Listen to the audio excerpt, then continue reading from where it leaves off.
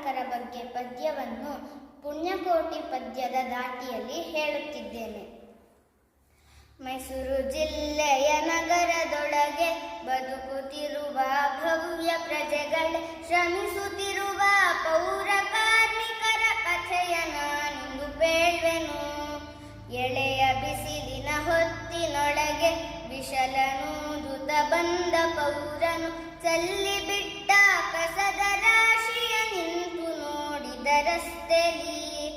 ಅಕ್ಕ ಬನ್ನಿ ತಂಗಿ ಬನ್ನಿ, ತುಂಬಿ ಇಟ್ಟ ಕಸವ ತನ್ನಿ ಎಂದು ಪೌರ ಕೂಗುತ್ತಿರಲು ಸುಮ್ಮನೆ ಇದ್ದಿರಿ ಏತಕ್ಕೆ?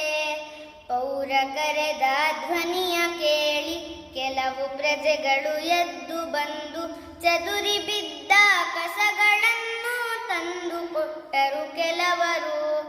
ಸ್ವಚ್ಛವೇ ನಮ್ಮ ಗುರಿ ಎನ್ನುವ ನಗರ ಪಾಲಿಕೆ ಕನಸಿದು.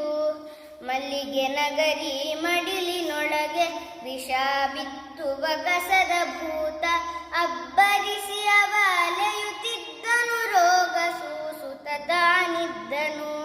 ನಗರ ಪಾಲಿಕೆ ಮಾತು ಕೇಳದೆ ಪೌರ ಜನಕ್ಕೆ ಕಸವ ನೀಡದೆ ತಂದ ಕಸವ ಎಲ್ಲೋ ಹಾಕಿ ಸುಮ್ಮನೆ ನೋಡಿರಿ ಏನಿದು?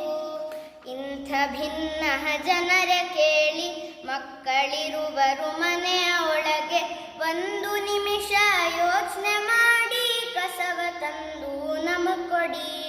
ಸ್ವಚ್ಛವೇ ನಮ್ಮ ಕೆಲಸ ಎನ್ನುವ ಪೌರ ವೀರರ ಕಥೆ ಇದು. ಸ್ವಚ್ಛ ಎಂಬುದೇ ನಮ್ಮ ಗುರಿಯು, ಸ್ವಚ್ಛ ಎಂಬುದೇ ನಮ್ಮ ಧ್ವನಿಯು.